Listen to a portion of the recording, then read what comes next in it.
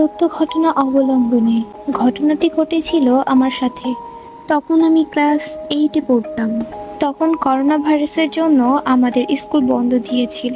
তাই আমি আর আমার আম্মু নানু বাসায় চলে যাই। আমার আম্মু প্রতিবারই ঢাকায় গেলে ডাক্তার দেখাতে যায়। তো ওইবারও আম্মু ডাক্তার দেখাতে গিয়েছিল। আমার আম্মু ঢাকার রাস্তাঘাট না চেনায় আম্মু মামাকে নিয়ে নেয়, সাথে আমিও যাই। তো আমরা সন্ধ্যা 6টা কিংবা 6:30টায় রওনা দিয়েছিলাম। বাসায় এখন শুধু নানু আর আমার ছোট খালামণি ছিল।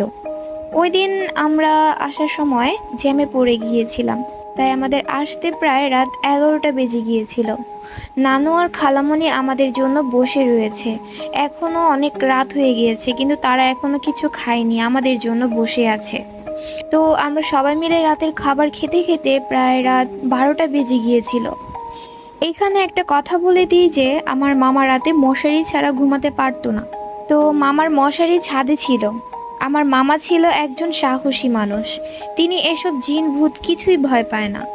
তিনি ওই রাতে রাত 12টার সময় ছাদে চলে যায়। মামা যখন ছাদে মশারি নেওয়ার জন্য যায়, মামা অনুভব করে যে মামার পিছনে কেউ আছে। তাই মামা পিছনে একবার ফিরে তাকায়।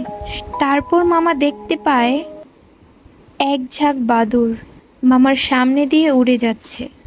তাই মামা তাড়াতাড়ি মশারি নিয়ে নেমে পড়ে। তারপর নিচে এসে আমাদের সব ঘটনা খুলে বলে যে মামা ছাদে গিয়েছিল, তার সাথে কি কি ঘটেছে। মামা আমাদের বলে যে রাত্রে যেন আমরা দোয়া পড়ে ঘুমাই। তো ওই দিন রাতে আমি, আমার আম্মু, আমার ছোট ভাই, আমার নানু আর আমার খালামণি আমরা সবাই মিলে একসাথে ঘুমাই। জার্নি করার কারণে আমরা খুব ক্লান্ত ছিলাম, তাই আমি শোয়া মাত্রই ঘুমিয়ে পড়ি। আমি দোয়া পড়তে ভুলে গিয়েছিলাম। তারপর হঠাৎ রাত 3টা বাজে আমার ঘুম ভাঙে একটা শব্দে। আমার পেছনের দেওয়ালে কে যেন জোরে জোরে রড দিয়ে বাড়ি মারছে। আমি তখন খুব ভয় পেয়ে যাই। আমি এতটা ভয় পেয়ে যাই যে আমার খালামণিকে যে ডাকবো সে সাহসটাও আমি পাচ্ছিলাম না। আমার মনে যে দোয়া আসে আমি সে দোয়াটাই পড়তে থাকি। ঠিক সেই সময় আজান দেওয়ার সাথে সাথেই আওয়াজটি থেমে গেল। এই ঘটনাটা কিন্তু এখানেই থামেনি। তারপর যেদিন আমি দুপুরে খাওয়া দাওয়া শেষ করে মোবাইল নিয়ে একদম কোনার রুমে সোফায় বসে বসে মোবাইল টিপতেছিলাম, আমার হঠাৎই এত ঘুম আসে, তাই আমি ফোনটা রেখে ঘুমিয়ে পড়ি সোফার মধ্যেই। হঠাৎ করে কে যেন আমাকে এমন জোরে ধাক্কা দেয়, আমি সোফা থেকে পড়ে যাই। আমার মনে হচ্ছিল কেউ একজন আমাকে ধাক্কা দিয়েছে। পড়ে গিয়েছিলাম বলতে এটা হয়তো বা ভুল হবে, কারণ আমি অনুভব করেছিলাম যে আমাকে কেউ একজন ধাক্কা দিল।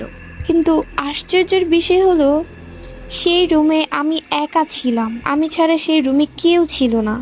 তাহলে আমাকে ধাক্কা মারলো কে? তারপর আমি নানুকে এই ঘটনাটা খুলে বলার পর নানু আমাকে ওই রুমে যেতে মানা করে, কারণ যখন আমার মামা বাসায় থাকে আমার নানু আর খালামণি একা থাকে, তারা নাকি ওইখানে কালো ছায়ার মতো কিছু একটা দেখতে পায়।